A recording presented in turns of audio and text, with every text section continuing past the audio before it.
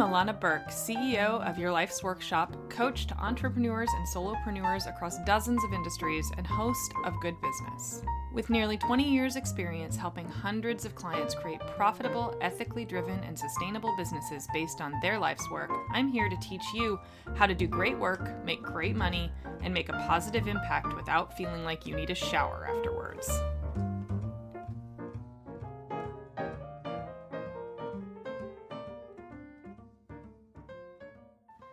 Hi, everybody. Today's episode is a deep dive into why leadership is not an optional choice to be made, but rather something that will come with success, and how it's essential that you choose who you want to be from the two primary types of leaders. And yes, we're going to talk about those too.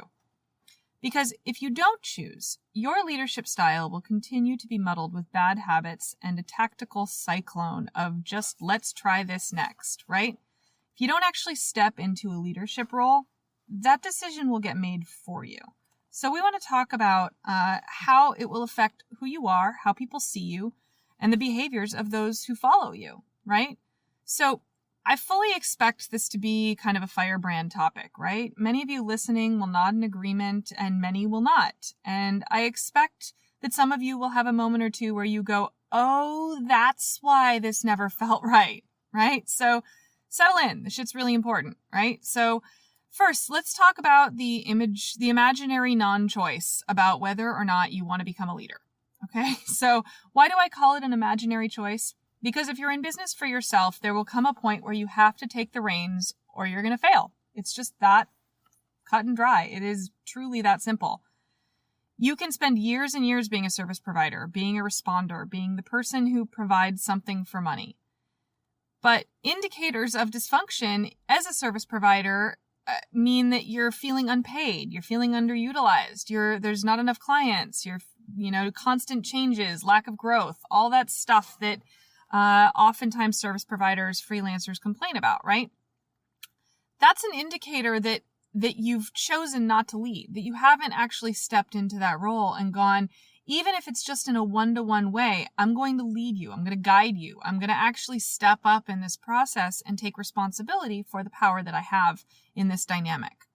So when you don't choose, when you fail to decide to lead, the decisions get made by those who are relying on you for guidance, which creates a massive level of imbalance and toxicity.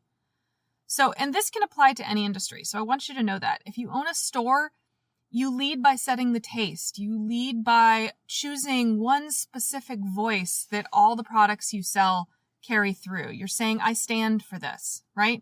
If you're a designer, you lead by knowing your stuff. You lead by knowing what the trends are and what's popular and what will work in certain circumstances and what won't.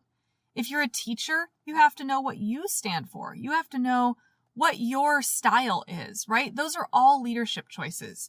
And in the absence of them, I promise you, the people who follow you are making those decisions for you. They're deciding who you are if you don't, right?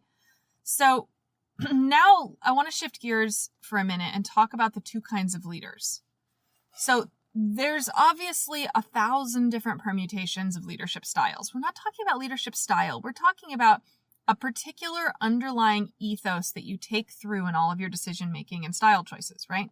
So the first is those who feed their flock, right? Those who actually they lead, they exist to be of service, to teach, to help others grow, right? And they lead from that place. And then there's those who feed on their flock. So and I think that, obviously that's the inverse. I don't think I need to actually explain that too much. So we're going to kind of go through exactly what the traits are of each of those two leadership styles. So those who feed on their flock are the ones who put profit over people, conversion rates over service. They advocate for marketing funnels and sales tactics and how to leverage the people who follow you. I mean, seriously, we've all heard those terms, right? Leverage your audience. Ew, right? Gross. Leverage the people who follow you for financial gain or reputation gain. They're the ones who see their customer base basically as an ATM, where all they have to do is sell the right thing and then cash in. So let me make one thing really clear in this. There are a lot of really great people who behave this way and who behave strategically, like they do this on purpose. for two reasons, right? They do this because, one, it's effective. Unfortunately, it is effective. It is effective to continue to sell to the same group of people. It's and that's not actually wrong. Like, I'm not saying that selling to people is wrong. It's not. I'm not saying that continuing to sell more things people need is wrong. It's also not. But it's how you do it, right? So the other thing that they do it because they were never told another way. So in contrast, those who feed their flock see things differently. They behave as if they are there to be of service to those who graciously provide them with their attention. They look for ways to make things accessible to all. They work to create offers that have a high impact and worry about the financial gain second. They operate from a help first, make money second position. If you're more inclined to be the latter, but are just realizing that right now, which I bet many people are, right? This explains all those "why isn't that working for me" feelings, right?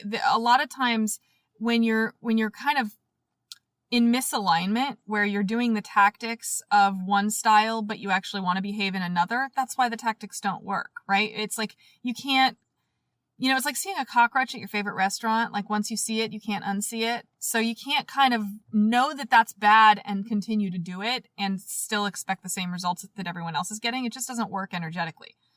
So but it happens all the time, because what happens when most people start learning about business is they wind up paying attention to only the loudest voices, because they think that if they've gotten to that place of success, they must be right. They must know something the rest of us don't. Because the loudest voices are almost always the ones who fall into the former category, because they rely on volume to create reach and reach to create conversion. And he who shouts loudest really does win in marketing. But you don't actually have to be the loudest or the biggest to be successful. You just have to know which kind of leader you want to be and stick with it fearlessly and repeatedly and for a really freaking long time, a lot of the time, right?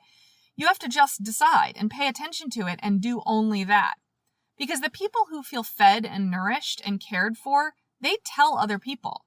They sing your praises. They delight in the specialness of just being connected with you. And they don't care if you have a best-selling book or a big name brand or a course that's made millions of dollars. Because what you do for them makes such a deep difference that considers them to be equals. They get to bring their whole selves to working with you, or to interacting with your business in whatever kind of business you have. This is how thriving referral pipelines begin. When you make a real difference for somebody, when you have a real effect on them, they tell everyone they know, right? It can't just be good. It has to be real. It has to be genuine. It has to be deep.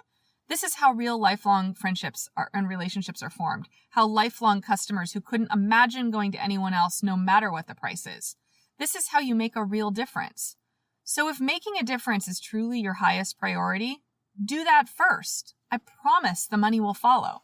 It's not just a thing I say, right? It's exactly how I do business. I'm of service first, right? I've helped people in all kinds of ways, sometimes for lots of money, sometimes not. I helped a cab driver once. I gave him a business outline for a t-shirt business he wanted to start. And he came to my house. He dropped me off after getting a bunch of free business advice. And he gave me my cab ride for free. And he came back a month later and left a card on my door saying that he had hit all of his revenue goals for the first time ever.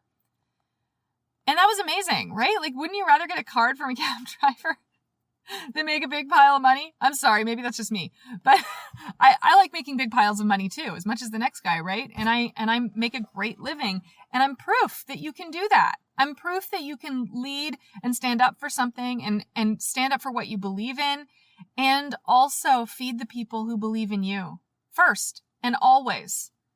Because this is why I don't have complicated marketing funnels. This is why I don't do Facebook ads. This is why, because those, and I'm not saying that those things are wrong. They're not. It's how you do them. It's how you regard the people who give you their attention. That's what dictates the type of leader that you'll become. So this is a really nice, tight, short episode today, you guys, because I really want you to just think about just this one thing today.